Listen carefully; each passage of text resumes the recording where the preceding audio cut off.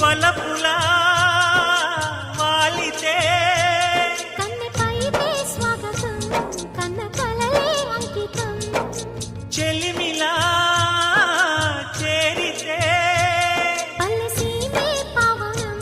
పిల్ల ప్రేమే వాయనం సింధూర పూలవాన నిన్ను నన్ను తడపని అందాల కోనలోన హాయి రేయి గడపని కొత్తగున్న మత్తుగుంది మన జగం అది పడిన పెదవికేంటి అర్థం